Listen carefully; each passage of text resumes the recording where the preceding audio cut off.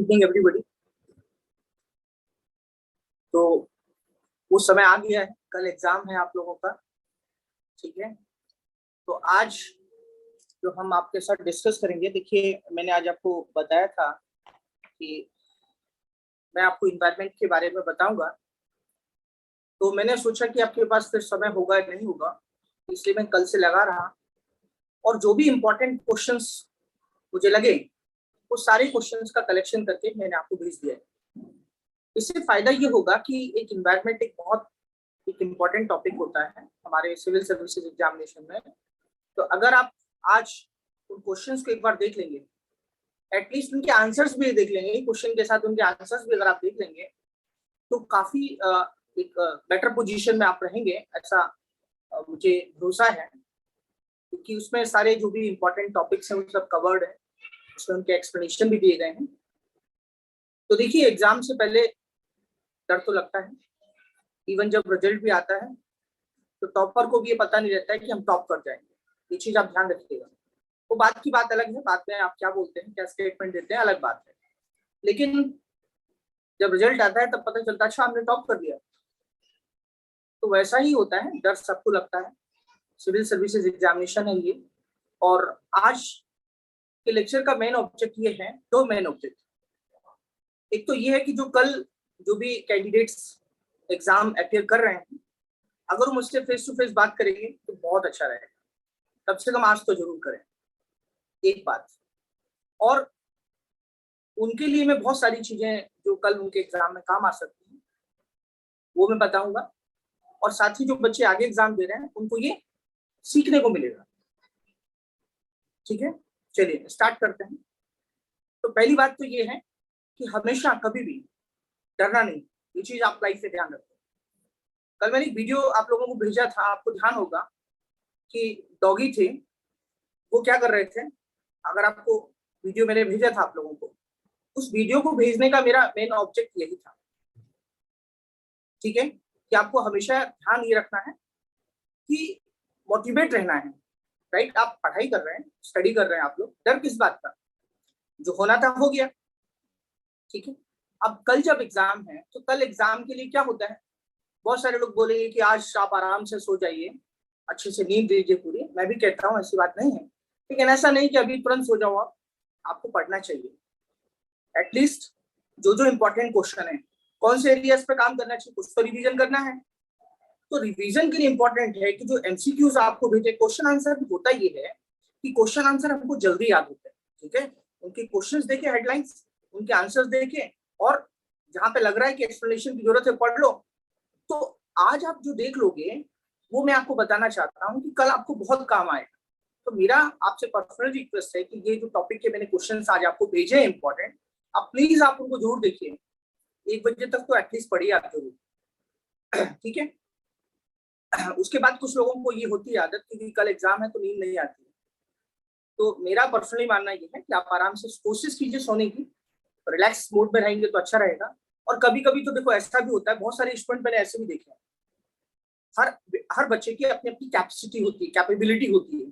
कुछ बच्चे ऐसे भी होते हैं कि रात भर जगते हैं, सुबह एग्जाम देते जाके, ऐसा ऐसा एक्सेप्शन है, राइट। आपके साथ है मुझे नहीं पता, तो मैं कोई ऐसी एडवाइस नहीं दूंगा। मेरी एडवाइस यही है कि आप अच्छे से नींद लें, क्योंकि अगर आपकी नींद अच्छी होगी तो आपका माइंड ठीक से काम करेगा। पहली बात तो ये, आप एक टॉपिक को अच्छे से ले लें, उनका रिवीजन 12-1 बजे तक जो भी क्वेश्चन है फटाफट उनके आंसर देख लें। सुबह जो मॉर्निंग में आपका जो भी आपको जो सर्कल करना होता है, राइट, उसको संभाल के पहले एक जगह रख लें। आपका एडमिट कार्ड, ये सब चीजें बहुत जरूरी होती हैं, क्योंकि क्या होता है हम सुबह जल्दबाजी में होते हैं, तो इसलिए ये सब चीजें हम पहले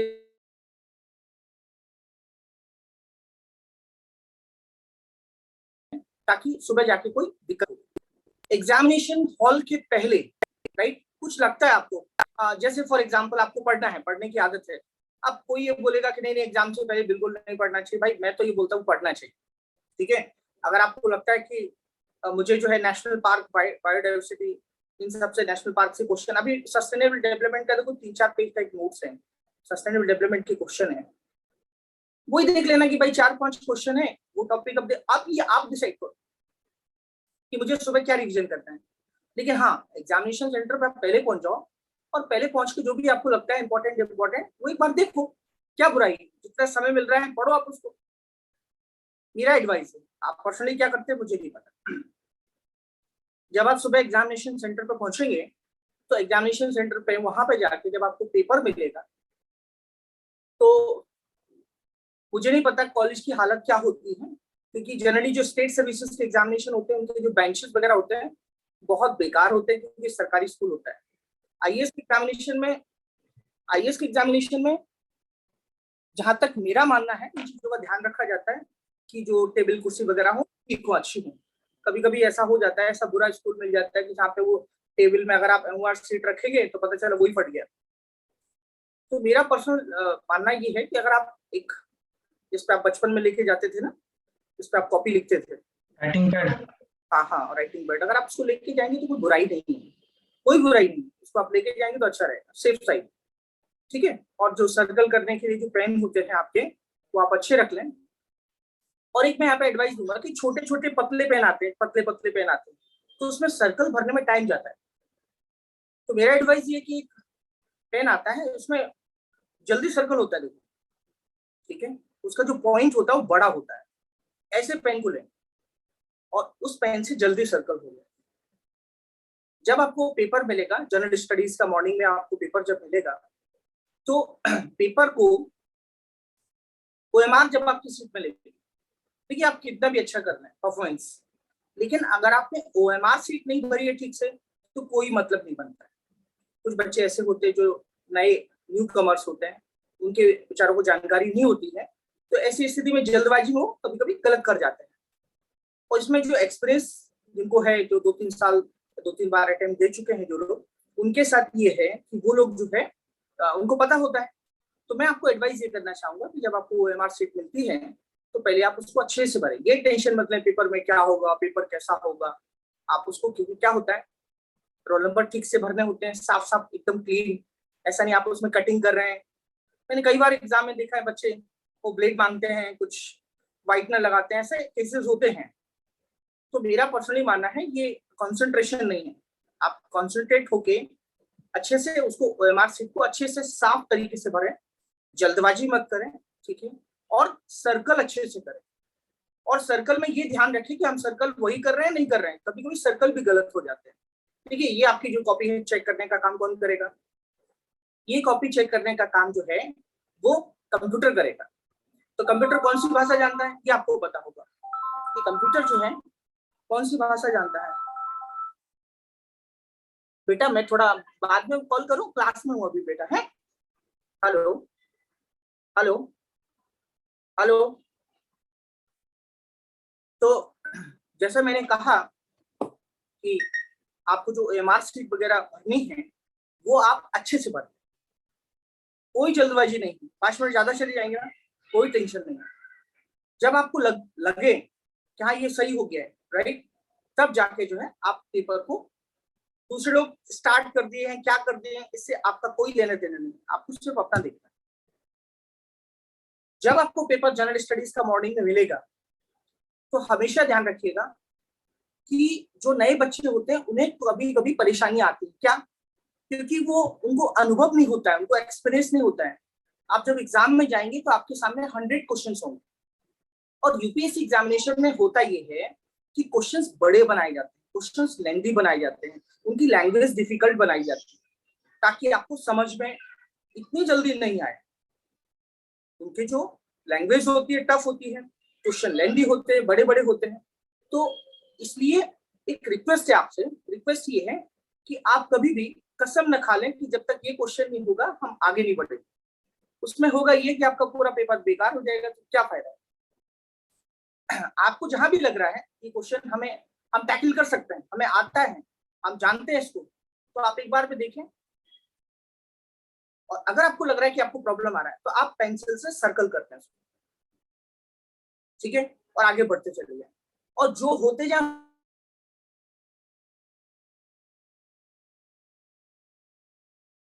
तो उससे कॉन्फिडेंस बढ़, क्वेश्चन हो गया ये तो बाद में देखेंगे। एक रिक्वेस्ट है, नोट जरूर देखें, नोट क्या पूछा है आपको मालूम होगा, ये जो नए स्टूडेंट्स होते हैं उनको जानकारी नहीं होती कि वहां पे नोट लगा है। ये टेस्ट सीरीज में भी आपने देखा होगा कि जब हम क्वेश्चन पेपर सॉल्व करते थे क्लास में तो वो चीज नहीं देखते हैं। ये चीज पे स्पेशल ध्यान देना है, क्वेश्चन को ठीक से पढ़ना है। क्वेश्चन को अगर आपने ठीक से नहीं पढ़ा तो कोई मतलब नहीं बनता है। एक तो ये सबसे इंपॉर्टेंट बात।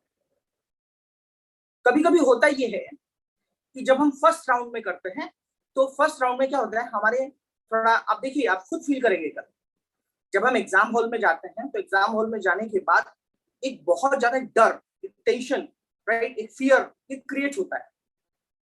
ये होता ही है, इसमें आप कुछ नहीं कर सकते, लेकिन आप कूल होने की कोशिश करें। यही तो सबसे इंपॉर्टेंट है। ये जो एग्जामिनेशन है इसी चीज का एग्जाम है कि आप अपने आप को कैसे कंट्रोल करते हैं। तो कूल होके आराम से आप पहले अटेम्प्ट में या पहले राउंड में, ठीक है, फर्स्ट राउंड में जितने क्वेश्चंस आपको आ रहे हैं, जिनके बारे में आप जानते हैं, पढ़ा है, उनको आप ठीक से टैकल करें। जल्दबाजी मत करें। जल्दबाजी का मतलब ये नहीं रुके रहें, मतलब ये है कि ठीक से पढ़ें। और अगर आपको लगता है कि कहीं भी कंफ्यूजन है, कोई दिक्कत है, तो आप प्लीज रिक्वेस्ट करता हूं इलिमिनेशन को जरूर यूज करें। इलिमिनेशन मेथड बहुत सारी चीजों को, हमारे आंसर्स को निकाल के लाता है। अब इलिमिनेशन राउंड तो आप जानते होंगे कि गलत क्या है इसमें से, राइट। तो इस तरीके से आंसर्स पे आप पहुंच सकते हैं। ये बात हो गई। पहले राउंड के बाद मैं आपको बताता हूं कि आपकी पोजीशन ऐसी होगी कि आप एक नॉर्मल मोड में आ जाए। जब सेकेंड राउंड में आप जब क्वेश्चंस करेंगे तो जो क्वेश्चंस आपको नहीं आ रहे होंगे वो निश्चित रूप से आएंगे। आप देख लेना इस बात, कहीं ना कहीं कुछ ना कुछ करके आप सेकेंड राउंड पे आए। अब सेकेंड राउंड का मतलब क्या होता है? सेकेंड राउंड का मतलब होता है कि मान लिया अगर आपके फर्स्ट राउंड में 30 क्वेश्चन सही हो गए, 100 होते हैं, अगर आपके 30 क्वेश्चन सही हो गए, आपने लगता है अरे ये तो 30 ही क्वेश्चन सही हुए, फिर आपने कुछ टिक किया होंगे। तो उसके बाद जब सेकेंड राउंड में आप क्वेश्चन करेंगे, सेकेंड राउंड में आप क्वेश्चन करेंगे, हेलो हेलो हेलो,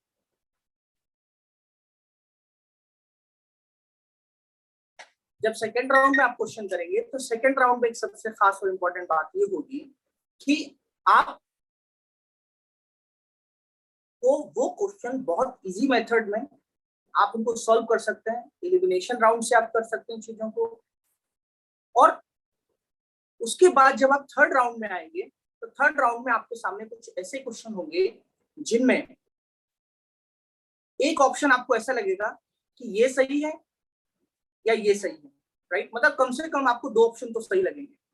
तो अगर आपको लगता है, देखो मैं एक चीज बताना चाहता हूँ कि अगर आपको लगता है कि आपका ये ऑप्शन सही हो सकता है किसी भी तरीके से, तो थर्ड राउंड में भी आप कुछ क्वेश्चन टैकल करो, अच्छा ही होगा, फायदा ही होगा। एक आध क्वेश्चन अगर आपका और 2-3 क्वेश्चन सही हो जाते हैं तो अच्छा है। एक सबसे बड़ा इंपॉर्टेंट क्वेश्चन होता है क्या, जब आप आंसर शीट भरेंगे तो कुछ लोग क्या करते हैं कि पेपर में ही टिक कर लेते हैं और फिर बाद में आराम से आंसर शीट भरते हैं। इसका एक निगेटिव पॉइंट है। कभी कभी क्या होता है कि टाइम हो जाता है और टाइम हो जाने के बाद फिर आपको आंसर शीट भरने का मौका नहीं मिलेगा। ऐसा नहीं करें। मेरा, देखिए, हर व्यक्ति का अपना अपना अप्रोच हो सकता है। मेरा मानना है कि जैसे आप क्वेश्चन सॉल्व करें वैसे आप टिक करें। और आपको ये जरूर ध्यान में रखना होगा कि जो फर्स्ट क्वेश्चन है उसका आंसर अगर ए है तो आप देख लें कि ए फर्स्ट में ही ए भर रहे हैं नहीं भर रहे हैं, या फर्स्ट में ही बी भर रहे हैं नहीं भर रहे हैं, सेकंड में क्या कर रहे हैं आप। तो आप देख के, क्योंकि अगर आपने एक सर्कल गलत तरीके से अगर आपने उसको सर्कल कर दिया तो फिर आप निगेटिव मार्किंग में चले जाएंगे। और एक चीज, सिलेक्शन उन लोगों का ज्यादा जल्दी होता है जो गलतियां कम करते हैं। आप देख लेना, ऐसा होता ही है। आप कितने भी एक्सपर्ट हो, कल जब आप एग्जाम हॉल से आएंगे तो कुछ क्वेश्चन आपको आते होंगे लेकिन वो गलत हो जाएंगे। ऐसा होता है। ट्राई करें कि क्वेश्चंस कम गलत हो। अगर आपने क्वेश्चन ज्यादा गलत कर दिए तो फिर वो निगेटिव, आप समझते हैं, निगेटिव मार्किंग है। और एक क्वेश्चन गलत होना मतलब बहुत बहुत एक निगेटिव बात है। ऐसा नहीं होना चाहिए। अब सवाल ये उठता है कि सर तैयारी तो हुई नहीं है। कभी कभी ऐसा भी होता है, कुछ बच्चे ऐसे बोलते हैं कि सर तैयारी नहीं हुई। और मैं तो ये कहता हूँ कि तैयारी तो कभी नहीं हुई। यूपीएससी एग्जाम एक ऐसा एग्जाम है, आप पढ़ते रहो पढ़ते रहो पढ़ते रहो। एक ये प्रोसेस ऐसा है, आप जितना पढ़ते रहेंगे धीरे धीरे, क्योंकि क्या होता है देखिए, मान लिया आज एग्जाम और हम मान लेते हैं कि एग्जाम ये 5 महीने बाद होने वाला है, तो क्या होता है, चीजें फिर बढ़ती चली जाएंगी, करंट अफेयर्स फिर बढ़ता चला जाएगा, डेली का शेड्यूल फिर बढ़ता चला जाएगा। तो ये सिस्टम एक ऐसा सिस्टम है कि जिसमें हमें एक चीज का ये जरूर ध्यान रखना पड़ेगा कि जब हमारा एग्जाम है, जो तैयारी हुई है हमें उसी चीज को एक्सेप्ट करना पड़ेगा, उसी में आपको टेस्ट करना है। आगे होगा तब देखेंगे। तो अभी आप कोशिश कीजिए कि अच्छा से अच्छा आप कर पाए, अच्छे से अच्छे आप परफॉर्मेंस दे पाए। दो चीजें से मिलती जीवन में, जब भी आप किसी चीज में प्रैक्टिस करते हैं, मतलब कोई चीज में एग्जाम देने जाते हैं, तो दो चीजें आपको मिलती हैं। एक, जीवन के अनुभव मिलते हैं। कल एग्जाम हॉल में आने के बाद आपके जीवन में जो बदलाव आएगा, जो चेंजेस आएंगे, ये आप ही समझ सकते हैं। बहुत जरूरी है। कुछ लोग बोलते हैं सर इस बार तो तैयारी नहीं हुई है, अभी हम स्किप करते हैं। तो मैं ये बोलता हूँ कि आपकी तैयारी कभी नहीं होगी। आप ये कोशिश कर लें, आप ये मतलब मन में बैठा लें कि अगर आप इस बार नहीं तो कभी नहीं। तो जो है स्वीकार कीजिए, एक्सेप्ट कीजिए उसको, एग्जाम दीजिए आप अच्छे से, जो होगा ठीक है, उसका एक सबक मिलेगा, एक अनुभव मिलेगा आपको, और वो आपके निश्चित रूप से जो है काम आएगा। तो ये तो मैंने जीएस की बात की है, ठीक है, कि जीएस में जो है अप्रोच इस तरीके का होना चाहिए। थोड़ा सा हम सीसेट की बात कर लेते हैं। सीसेट जो है, जो एप्टीट्यूड टेस्ट है आपका, पिछले 2-3 सालों से ये देखा जा रहा है कि सीसेट में जो है क्वेश्चंस बहुत टफ बनाए जा रहे हैं, ऐसा लोगों का फीडबैक है। देखिए, इसका नाम है सिविल सर्विसेज एप्टीट्यूड टेस्ट। मैं आपको बता दूं पहले। और एप्टीट्यूड का मतलब आप ये मान के अगर चलते हैं, ये मान के चलते हैं सिविल सर्विसेज एग्जामिनेशन में कि हमें एप्टीट्यूड टेस्ट में मुझे ये नहीं आता है, मुझे ये नहीं आता है। मैंने आपको पहले ही बताया कि सीसेट क्रैक करने का एक सबसे अच्छा तरीका है कि अगर आपके 80 क्वेश्चंस आते हैं, तो देखिए इसे मेरिट में तो काउंट होता नहीं, ठीक है। अब जब ये मेरिट में काउंट नहीं होता है, तो मैंने हमेशा आप लोगों को एडवाइस दी है कि आप 40 क्वेश्चन से अटेम्प्ट या 50 क्वेश्चन आप पहले से ये लास्ट ईयर के क्वेश्चन पेपर को देख के पहले से डिसाइड कर लें कि मेरी स्ट्रेंथ क्या है। मान लिया आपकी स्ट्रेंथ मैथ्स जो है वो बहुत, देखिए आपकी स्ट्रेंथ जो है ये आपका जो वीक पॉइंट है, राइट, आप मैथ्स में कमजोर हैं फॉर एग्जाम्पल, ठीक है। अब ये आप मैथ्स में अगर कमजोर हैं, तो अगर आप मैथ्स में काम करते हैं तो पता चला आपका जीएस छूट जाएगा वो मैथ्स सीखने के चक्कर में। तो आप सीसेट के कंपोनेंट्स देखिए कि कौन कौन सी कंपोनेंट से क्या क्या क्वेश्चन आते हैं। भाई कोई ना कोई तो आपको स्ट्रेंथ बनाना पड़ेगा सीसेट में क्लियर करने के लिए। अगर आपका रीजनिंग अच्छा है, रीजनिंग पर टारगेट करो। अगर आपको लगता है न्यूमेरेसी, बेसिक न्यूमेरेसी अच्छा है, आप वहां टारगेट कीजिए। क्योंकि क्या है, जो चीज आपकी स्ट्रांग होगी, जो आपने थोड़ा सा आपका बैकअप होगा, मान लिया मैथ्स अच्छा है, अच्छा कर सकते हैं आप, लेकिन बिल्कुल अच्छा नहीं और आप अच्छा करने की कोशिश करेंगे तो उसमें समय चला जाए और आपकी जो जीएस की जो तैयारी है तो निश्चित रूप से उस पर इम्पैक्ट होगा। तो मेरा हमेशा एडवाइस रहा है स्टूडेंट को कि आप अपनी स्ट्रेंथ देखिए। लोग बोलते हैं सर कॉम्पिटिशन जो होता है कभी कभी उसमें आंसर जो है पता नहीं चलता है उसका आंसर क्या। मुझे लगता है कि लगातार काम करते रहने से कॉम्पिटिशन के आंसर्स, ठीक है, 32 क्वेश्चन अगर कॉम्पिटिशन के आते हैं, ठीक है, 5 बहुत ज्यादा टफ हो सकते हैं।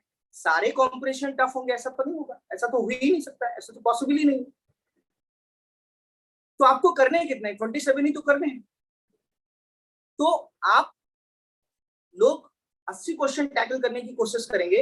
आप ये कोशिश कीजिए कि आपका अप्रोच क्या है, आपको कौन कौन से क्वेश्चन अटेम्प्ट करने हैं, और रिलैक्स मोड में कीजिए। रिलैक्स मोड का मतलब मैं ये नहीं कहना चाहता हूँ कि यहाँ भी आप एक क्वेश्चन पे रुक जाएं, क्योंकि ये सीसेट है, यहाँ कॉम्पिटिशन पढ़ने में बहुत टाइम चला जाता है। और कॉम्पिटिशन में बस एक निगेटिव पॉइंट यही है कि आप कॉम्पिटिशन को अगर आप बहुत ज्यादा समय देंगे पढ़ने में, बार बार उसको पढ़ेंगे, तो फिर आपका टाइम चला जाएगा। ये चीज आप ध्यान रखना। कॉम्पिटिशन में अगर आपने टाइम ज्यादा चला गया तो आपका पेपर जो है बेकार हो सकता है। तो इसलिए आप नॉर्मल मोड में आने के लिए ऐसे क्वेश्चन को पहले टैकल करें जो कि जल्दी आ रहे हैं और तुरंत सॉल्व होंगे। बात समझ में आई? स्टार्टिंग में अगर आपने कॉम्प्रिहेंशन ले लिया तो आपके लिए प्रॉब्लम क्रिएट हो सकता है, क्योंकि आपका समय चला जाएगा, और जहां आपका समय चल गया चला गया, वहां पे क्या होगा कि आपका जो माइंड सेट है वो चेंज हो जाएगा, आपको डर लग जाएगा कि अरे अब तो ये गया पेपर मेरे हाथ से। तो इसलिए धैर्य रखें और साथ में ये ध्यान में रखें कि हम हमारे क्वेश्चन कौन से ऐसे हैं जो हम अच्छे से कर सकते हैं, आप पहले उनको करो। ठीक है 10 होंगे, ठीक है ना, 10 तो हो जाएंगे, उसके बाद फिर आप थोड़ा सा नॉर्मल मोड में आ जाएंगे, उसके बाद फिर आप वो क्वेश्चंस करें और धीरे धीरे करके कोशिश ये करें कि नेगेटिव मार्किंग से सीसेट में बचें, कोशिश ये होनी चाहिए। आप 27 क्वेश्चन सही होते हैं, होने चाहिए, और आपने कॉम्प्रिहेंशन भी सॉल्व किए हैं, तो कॉम्प्रिहेंशन के साथ नेगेटिव पॉइंट सिर्फ इतना ही है कि जब आप कॉम्प्रिहेंशन करेंगे तो उसके कुछ आंसर्स आप कुछ सोचेंगे, ठीक है, और पता चला कि जब आंसर किया आएगा तो उसका आंसर कुछ और ही नहीं निकलेगा, क्योंकि यूपीएससी का थोड़ा इंटरप्रिटेशन थोड़ा अलग है, राइट। वो क्या होता है कि जब देखिए कल एग्जाम होगा तो कल एग्जाम के बाद आंसर की आएंगी, तो जितनी भी आंसर की आएंगी सब में क्या होता है, आंसर थोड़ा थोड़ा अलग होता है, 3-4 क्वेश्चन किसी ने कुछ बताया, किसी ने कुछ बताया, किसी ने कुछ बताया, वैसा ही कॉम्प्रिहेंशन में भी होता है। तो आपको मेरा सजेशन ये है कि आप बिल्कुल बॉर्डर पे मत रहें, आपको बिल्कुल बॉर्डर पर रहने की जरूरत नहीं है, आप क्वेश्चन इतने अटेम्प्ट करें कि नेगेटिव मार्किंग भी अगर हो जाए तो भी आप सीसेट से आउट ना हो। सीसेट के लिए सबसे खास और इम्पोर्टेंट बात यही है कि सीसेट में जो भी आपका स्ट्रेंथ है आप उस पर काम करें, और निश्चित रूप से मुझे लगता है कि सीसेट में देखो क्या होता है, कुछ पजल्स के क्वेश्चंस आते हैं, और आज मुद्दा ये नहीं, मुद्दा ये है कि आपने क्या डिसाइड किया है, तो ये आपके लिए ऊपर डिपेंड करता है कि आप कौन से क्वेश्चंस जाके सॉल्व करेंगे। बस सिर्फ यही ध्यान रखना है कि आपका समय बर्बाद ना हो, और कहीं ऐसा ना हो कि आप कुछ क्वेश्चंस के लिए अटक जाएं। राउंड वाइज आपको काम करना है, first round, second round, third round और फोर्थ राउंड। फोर्थ राउंड में ये होना चाहिए कि जो क्वेश्चन आपको बिल्कुल नहीं आ रहे हैं उनको एक बार देखें कि क्या ये हो सकते हैं, क्या उनमें कुछ अच्छा हो सकता है, ट्राई ये करें। अगर जहां आपको लग रहा है कि नहीं अब समय हो गया है और ये अब नहीं हो पा रहे हैं तो फिर आप उनको ना करें। तो इस तरीके से मैंने आपको सीसेट के बारे में ये चीजें मैंने आपको बताई। देखिए जीएस के पेपर पे हम फिर लौटते हैं। सीसेट के बारे में अगर आप लोगों की कोई क्वेरीज है, कोई क्वेश्चन है, प्लीज आप मुझसे पूछ सकते हैं, अदरवाइज मैं जीएस पे फिर शिफ्ट होता हूँ।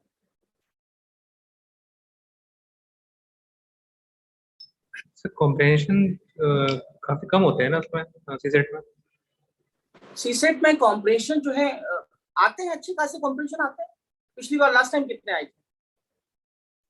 मेरे ख्याल से मैथ्स के क्वेश्चन शायद 50 के ऊपर थे, मैथ्स के क्वेश्चन, मैथ्स और रीजनिंग लगे। ठीक है। तो सीसेट के क्वेश्चन कितने थे, कॉम्प्रिहेंशन के क्वेश्चन कितने थे? ऐसे होंगे आई थिंक 20-21। 2021। तो इसका मतलब इस बार थोड़ा कम पूछे गए सीसेट में कॉम्प्रिहेंशन, अदरवाइज कॉम्प्रिहेंशन तो आता ही है। फिलहाल देखो मेरा कहने का मतलब है कि आप रीजनिंग का मतलब ऐसा कोई रीजनिंग नहीं आता है इसमें, ऐसा कोई रीजनिंग नहीं आता जिसमें मैथ्स की जरूरत पड़ती है।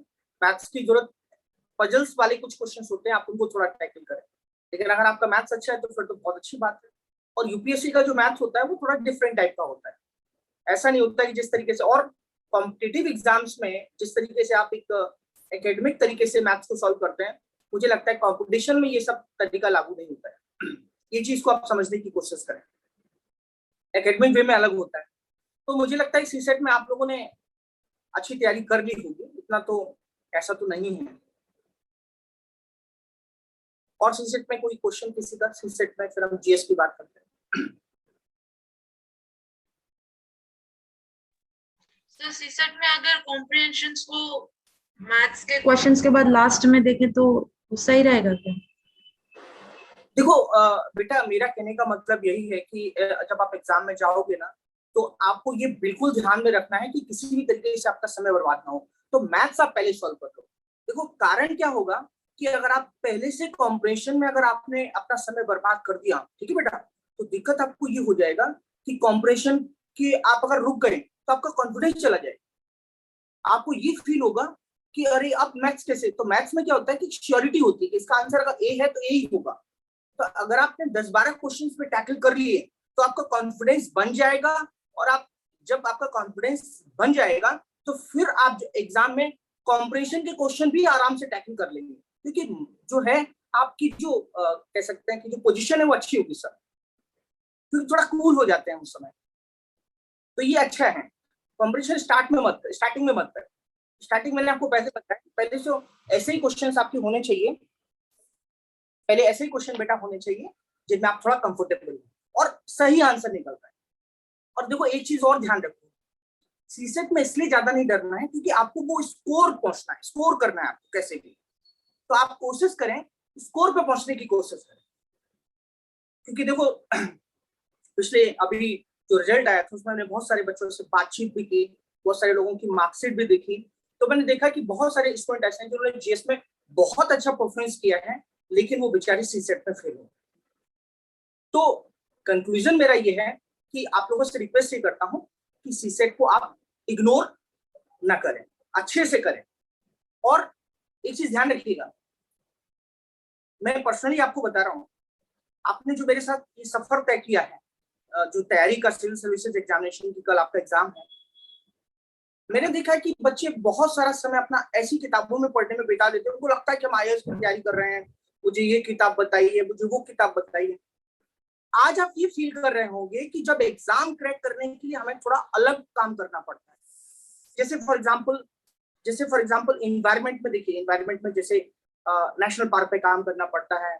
आपने देखा होगा क्वेश्चन पेपर का एनालिसिस देखा होगा आपने कि क्वेश्चन पेपर किस तरीके से बनते हैं, तो उस फॉर्मेट में आने के लिए, उस मोड में आने के लिए बच्चों को 2-3 साल लग जाते हैं। और वो एग्जाम देने के बाद, तो आप एग्जाम देने के बाद वो अनुभव आपको जब मिलेगा, फिर आप ऐसा करेंगे तो आपका टाइम चला जाएगा। अब मैंने आपको एक सलाह दी कल कि बेटा एग्जाम के लिए आप इन्वायरमेंट को ज्यादा फोकस करो। क्यों? बिकॉज इन्वायरमेंट के क्वेश्चन ज्यादा आते हैं, आप फायदे में रहेंगे। अभी आप सब तो रिवीजन कर नहीं सकते, अगर आप इन्वायरमेंट के क्वेश्चन एक बार देख के जाएंगे तो इन्वायरमेंट एक ऐसा एरिया जो इग्नोर नहीं किया जा सकता, क्योंकि इंडियन फॉरेस्ट सर्विस का एग्जामिनेशन भी साथ में होता है। लास्ट टाइम आपने देखा होगा एग्रीकल्चर के बहुत सारे क्वेश्चंस पूछे गए, राइट? तो मैं ये नहीं कहूंगा कि इस बार भी एग्रीकल्चर बहुत ज्यादा आएगा, लेकिन ये सब्जेक्ट एक ऐसा सब्जेक्ट है इन्वायरमेंट का जो इग्नोर नहीं किया जा सकता है। और हमारा जो इन्वायरमेंट पढ़ने का जो तरीका होता है, जो हम किताबों से पढ़ते हैं, जो मार्केट में बुक्स अवेलेबल हैं, आप यूपीएससी के कल पेपर को फील करेंगे और आपको ये लगेगा कि यूपीएससी का एग्जाम बहुत अप्लाइड एग्जाम है, वो किस एग्जाम नहीं रह गया है। आप देखिए, कल फील करेंगे आप इस बात को कि उनका क्वेश्चन पूछे जाने का तरीका, हमारे पढ़ने का तरीका और बहुत अलग है। क्या इस बात को आप फील करते हैं? जब आप पेपर देखते होंगे तो आपको पता चलता होगा।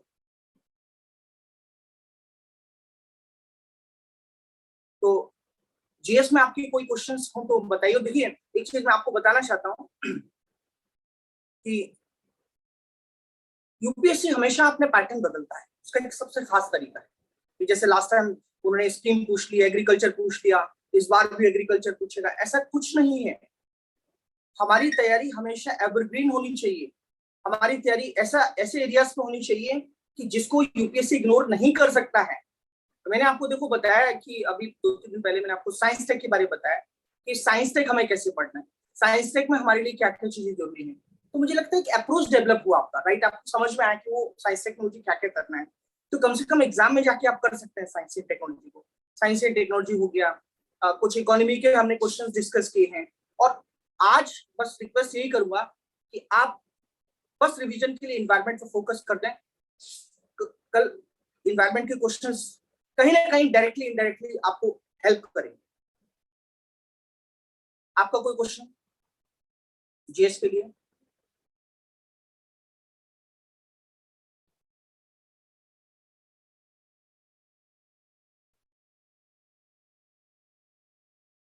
तैयारी कैसी हुई है बताएंगे जरा? ऐसा तो नहीं बोलेंगे आपने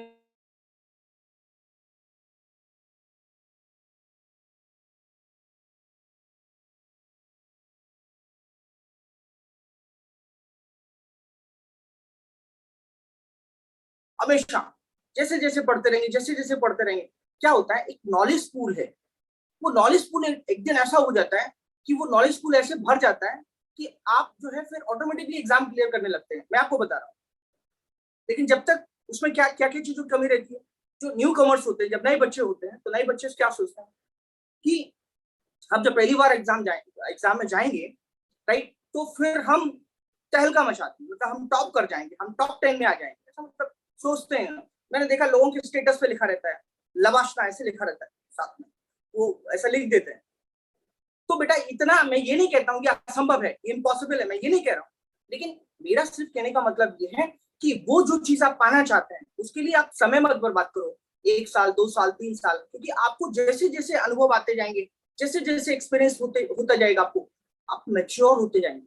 और मैंने एक चीज देखी है कि जब बच्चे मैच्योर होने लगते हैं धीरे धीरे धीरे धीरे, तब उनको डिप्रेशन आने लगता है, तब वो सोचते हैं कि यार इतना लंबा समय हो गया है, भाई आईएएस भी तो आप ही बन रहे हैं, ये लंबा समय हो गया तो क्या हो गया।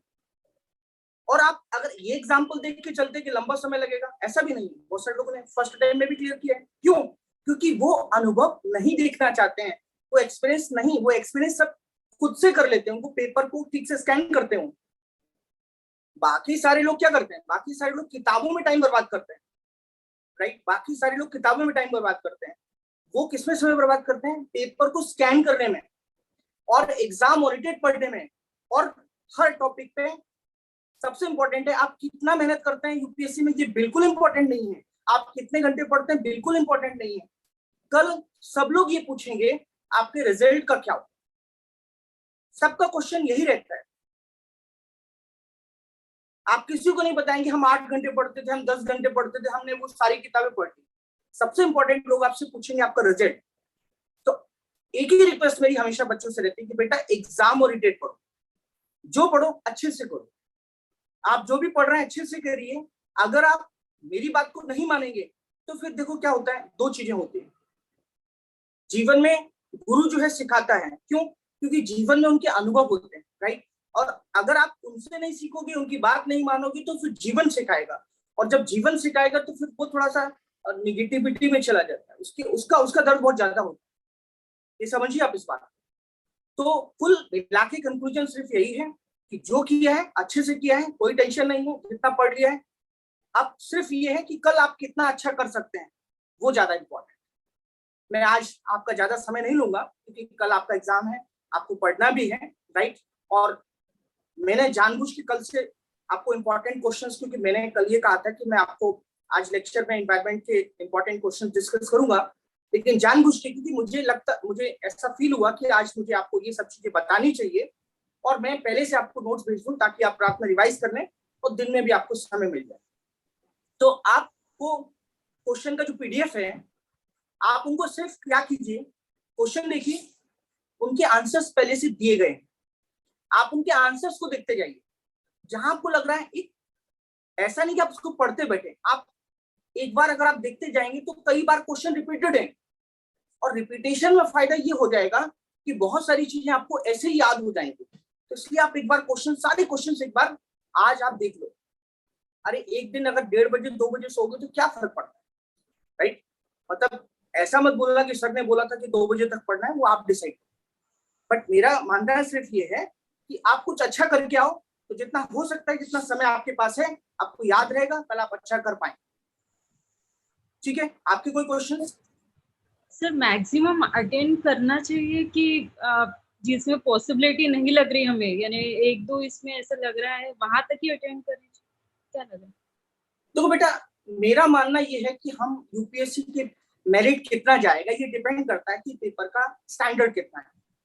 तो पेपर के स्टैंडर्ड पर सब कुछ डिपेंड करता है।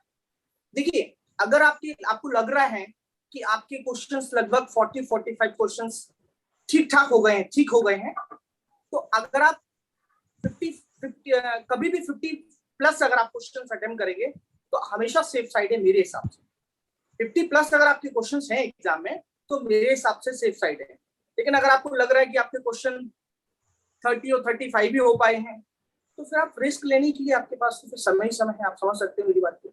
लेकिन अगर आपको लग रहा है कि आप 50-55 क्वेश्चंस ठीक हो रहे हैं और फिर भी आप रिस्क ले रहे हैं, तो फिर ये थोड़ा सा परेशानी वाली बात है।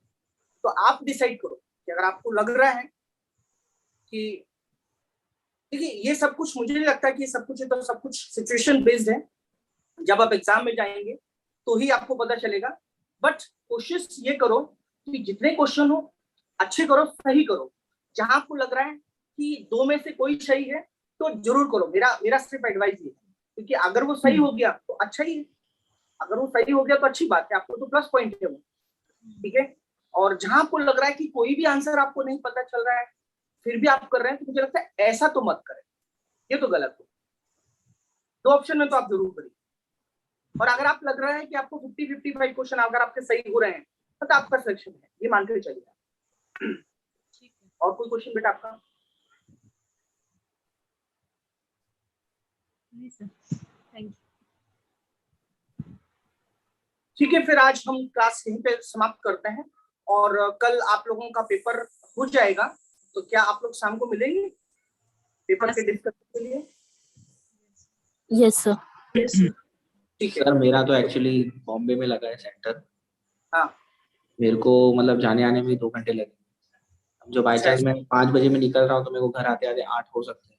Due to कोई traffic बात नहीं, मोबाइल पे कर ही सकते हो ना, मोबाइल पे अटेंड कर लेना, क्या दिक्कत है? नहीं, एक्चुअली ट्रेन अलाउड नहीं ना अभी वहाँ बॉम्बे साइड, तो मैं गाड़ी लेके जाऊंगा इसके लिए। अच्छा, ऐसा है क्या?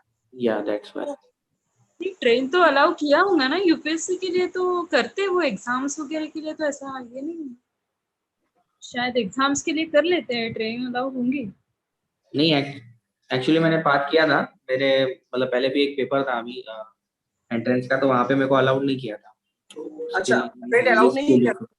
नहीं, यहाँ एंट्रेंस का एग्जाम था मेरे भाई का, तो मैं साथ में गया था, तो अलाउड नहीं किया था। और सो दैट 2 वैक्सीन एटलीस्ट चाहिए, दैट्स व्हाई। और बेटा सब लोगों से रिक्वेस्ट करूंगा कि सब लोग सुबह समय पे निकल जाएं, ठीक है, टाइम पे, ठीक है। और मेरी शुभकामनाएं आपके साथ में है, मेरा आशीर्वाद आप लोगों के साथ में है, सब कुछ अच्छा होगा और सभी को मेरी बेस्ट विशेस है, अच्छे से करिए और सब कुछ ठीक होगा, ठीक है बेटा। कल मिलेंगे, सर लेक्चर लोगे क्या सर? कल एग्जाम जब हो जाएगा, एग्जाम होने के बाद कल हम लोग फिर से मिलेंगे, जैसा भी होगा देखा जाएगा, पर हम लोग डिस्कशन करेंगे।